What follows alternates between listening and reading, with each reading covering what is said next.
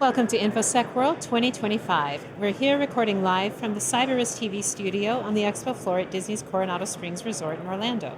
I'm your host, Mandy Logan, and joining me for this interview is Ryan Heritage, advisor at Secura. Welcome, Ryan. Oh, thank you. Thank you very much. Appreciate it. I am so very glad you were here. And one thing I am interested in is you're now advising at Secura. You have your eye on what is going on here and what's coming in the future, Yep. coming off of Cyber Command. But how did you get here from infantry? Yeah, that's a very interesting question. Good question, and it's been an interesting road. So, started off in the infantry for about 25 years, for the first 25, and then as I was finishing up regimental command, so you can imagine commanding several infantry battalions, so thousands of Marines and sailors.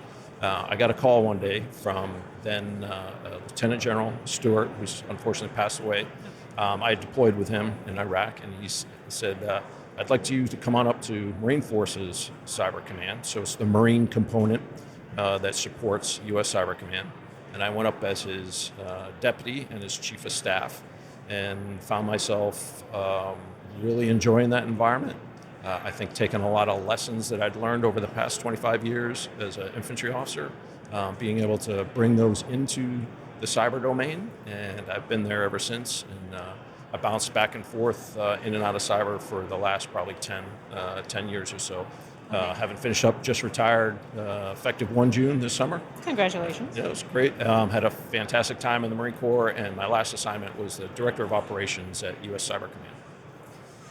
That's so fascinating. I feel like there's so many very grounded and real things that we can take from there. Because when I think of infantry, I think of a very kind of hardcore frontline, grounded take on not only thinking like the attacker, but literally having to do what is required right now with the resources at hand. Yeah. Does that translate well then into thinking of the cybersecurity ecosphere? I think so. When I was a regimental commander, as a colonel, I used to tell my headquarters that if I could not talk, if I could not communicate both up and down, that we as a regimental headquarters were ineffective, that we wouldn't be able to support the battalions and the mission that we were assigned. Okay. I think that translates very well to what I did in the cyber domain. I talk a lot about fighting the network. That you have to be, it's a platform, it's a weapon system, it's a domain in which you maneuver through, and you're fighting for dominance, and really you're fighting for that decision advantage, the ability to ensure the joint force can shoot, move, and communicate while maintaining a decision advantage over our adversary. And I know in the prep we talked about resiliency. So Yes. Absolutely, resiliency is a factor, not only from a hardware, firmware, software perspective, but it's resiliency of the individual operators, the ability to revert back to, I'll call it maybe legacy ways of communicating if we are denied in a certain domain. But it's also resiliency in the ability to innovate and take advantage of new technology that's being quickly onboarded and integrated into our networks, which is one of the benefits of this conference such as this. It is. Now, being at this conference, yesterday I had the honor of hosting the AI Summit. So speaking about emerging technologies and how it's adjusting the threat attack surface, but also how it's augmenting teams. Absolutely. Now that in a very simplistic way, feel like this is creating a more dynamic security posture requirement. And do you view like going from cyber operations that you have been involved with, is there a time where you can go, well, man, it was still much more static security operations and that now we're in a much more dynamic security operations situation?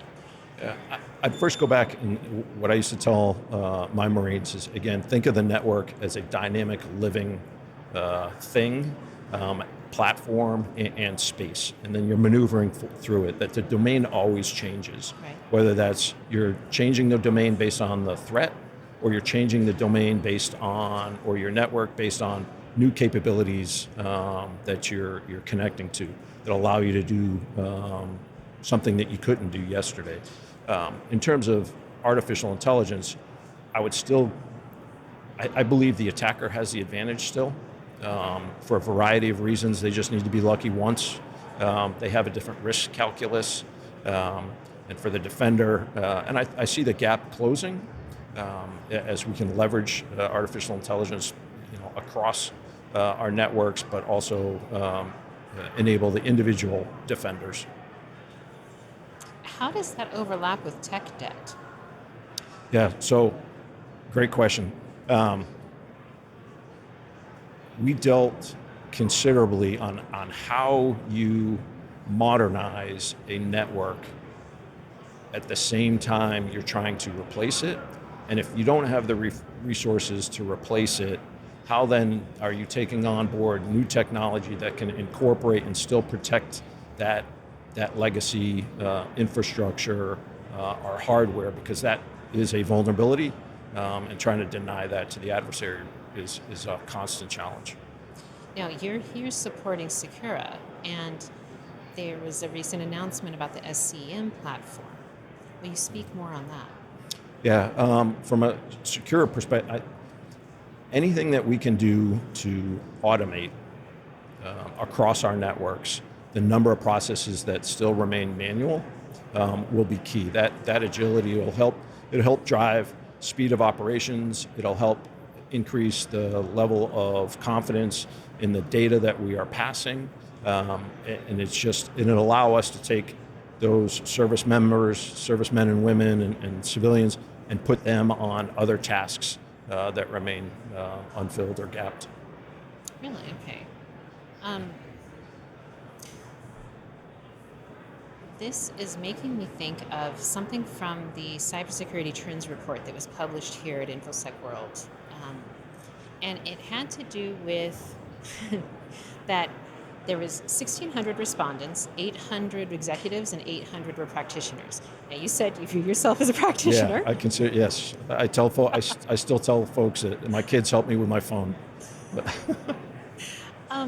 There was one statistic in particular that I found it interesting first, that they asked this question and then what the response was. And it was that 41% of Gen Z employees are actively sabotaging company AI policy. Okay. So that's challenging. I don't know if I'd put that in the category of insider threat, but it's certainly a concern. That's what I was going to ask. Yeah. It certainly is. And, the tools that can identify that sort of behavior beforehand or identify it while it's happening, absolutely critical.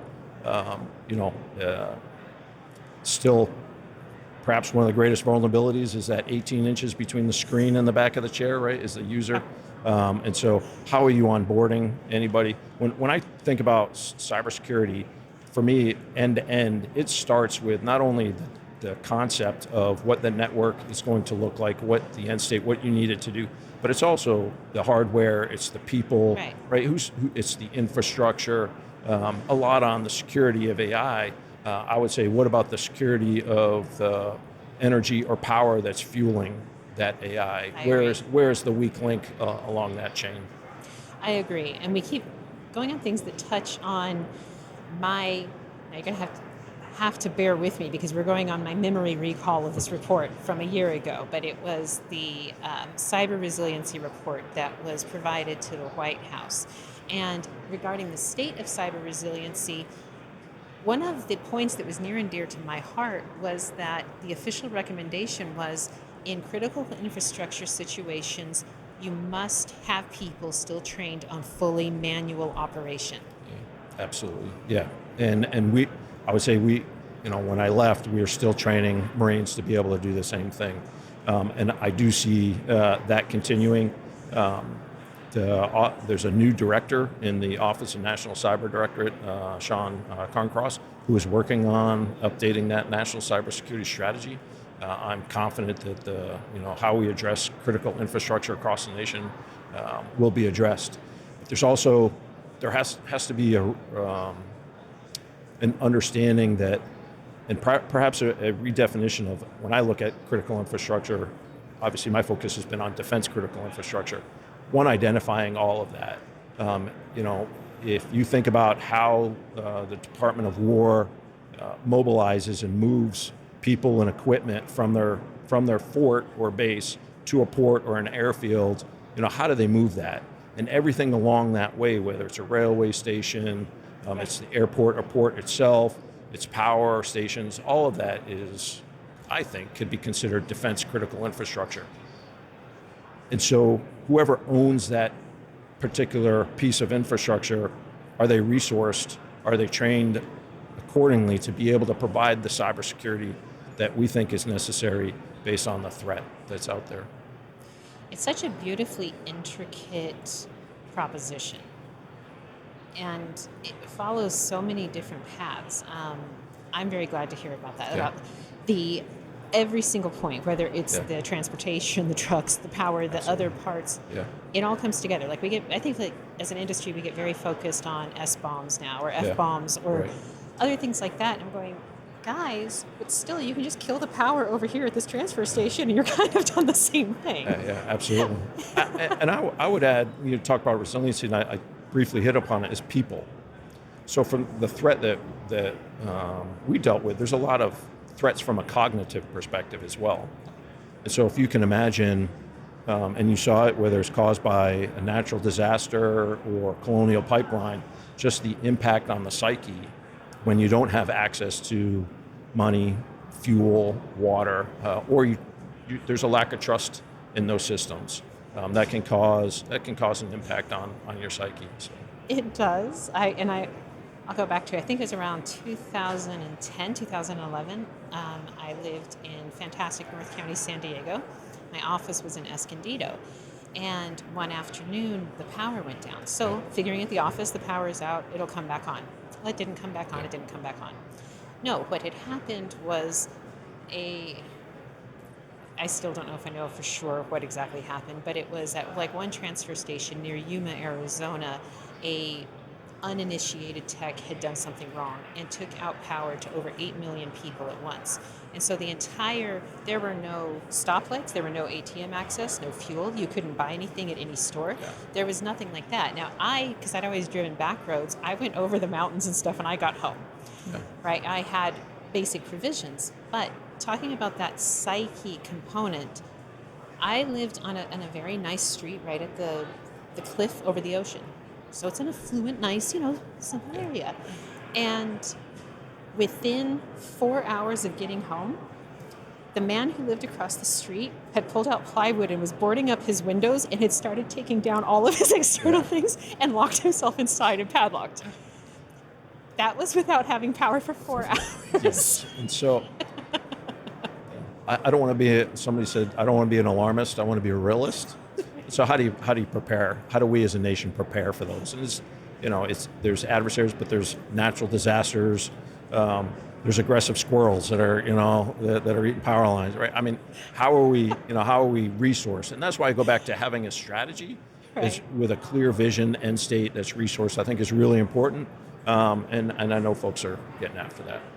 And so you are here with Secura, and what is your focus in these days right now, here at InfoSec World?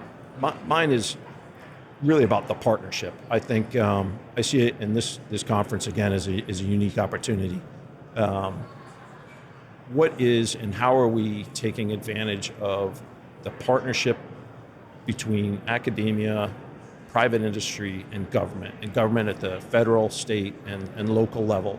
How are we putting that all together so that we can, no kidding, scale cybersecurity across the country, and also the education piece, not just academia for the education, those are absolutely critical, but academia for their ability to innovate at their school, at their campuses. Well, that's what I was going to ask. Was it more along the idea of academia being augmented so that for future education is more useful, or do you mean like this moment? Both. Okay. Absolutely both. Is how are we educating tomorrow's generation to deal with what we think the world will look like 5 years from now, 10 years from now, understanding the impact of artificial intelligence, but also their ability to innovate, all that great work that's happening on universities, campuses, schoolhouses across the nation. How are we bringing that in, integrating it with what private industry is doing, integrating that with your state and local and federal government and their resources? I think if we can, again,